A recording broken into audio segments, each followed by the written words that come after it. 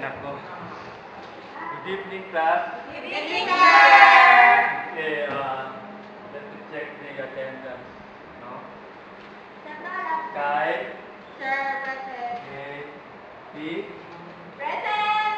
Jen. Present, sir. Bondo. Present. Mike. Okay. I think there is. What's your name? I'm Ram. Okay, okay. Okay, class. We have a new lesson for tonight. The title is okay. Do you know about this RAM step? Okay, this according to this test, the first step is to select random sample for each of the population. What do you mean by random sampling time? Okay, after we have selected the random sample, the next step is okay. Let us designate N1 to be our small sample, smaller sample, and let us designate our bigger sample as our N2. Bigger sample. So in step 2, we will be doing two types of sampling. One is a sample, N1 for the smaller sample, and N2 for the bigger sample. Do you know how to do this, Mike? Yes, sir. Okay. So after getting the N1 and N2, we are going to arrange. No? We are going to arrange. So that is our step 3. Step 3 is about arranging the sample, arranging the N1 and N2 observation of the combined sample. Yes, sir. Is that okay? In this case, how do we arrange the combined sample? First, it should be ascending order. No? Yes. Ascending order, and then for every order, let us substitute a rank of 1, 2. So after the arranging N1 and N2, we will be doing ranking. Now, how do we rank? Our ranking should be 1, 2, up to N1 plus N2 for each observation. Did you get it? Yes. Okay. Finally, we are going to compute for this is step 4. In this step, we will be calculating W1. It means the sum of the ranks corresponding to N. And we will be computing for W2, which is okay. Let me write the equation for W2. N1 plus N2. Oh, N1 plus N2 plus what's that? Plus 1 over 2 minus W1. So this is the step. These are the steps on how to compute the rank sum testing. So we will be doing an example after this. Okay? Yes, sir. Okay.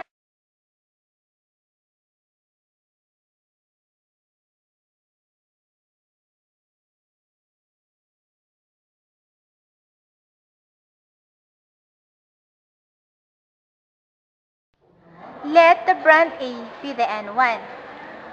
1, 2, 3, 4, 5, 6, 7, 8. Therefore, we have 8 and 1.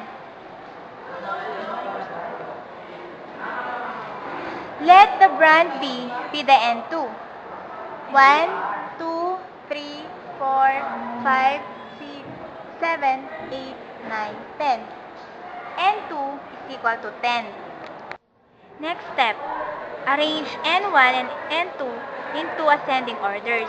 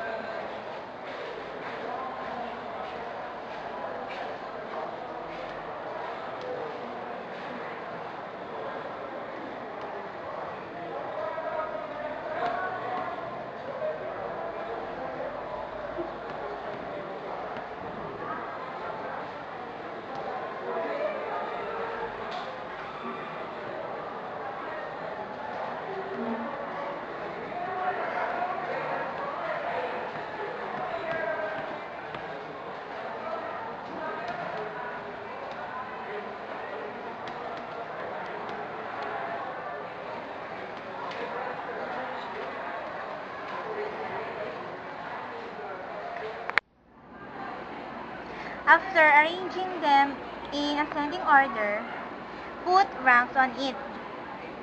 Rank 1, 2, 3, 4, 5, 6, 7, 8, 9, and if their values are the same,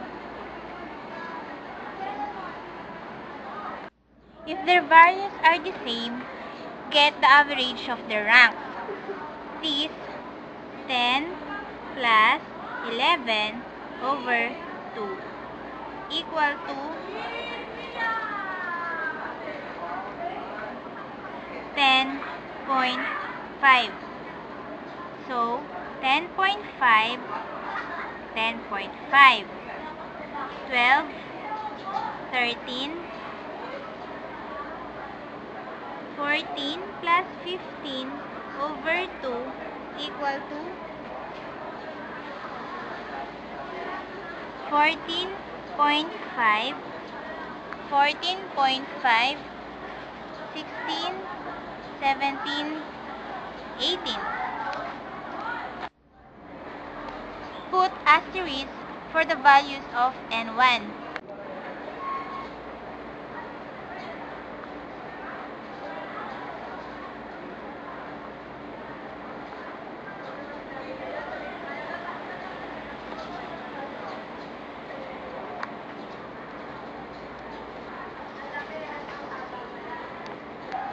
To determine which sample size they belong. HO. Mu1 is equal to mu2. H1. Mu1 is not equal to mu2. To get its critical value, see Table Appendix 17. N1 is equal to 8 and N2 is equal to 10. Therefore, CR is less than or equal to 17. Since W1 is equal to the summation of ranks of N1, which is 4 plus 8 plus 9 plus 10.5 plus 13 plus 14.5 and plus 18 is equal to 93. W1 is equal to 93. To get W2, the formula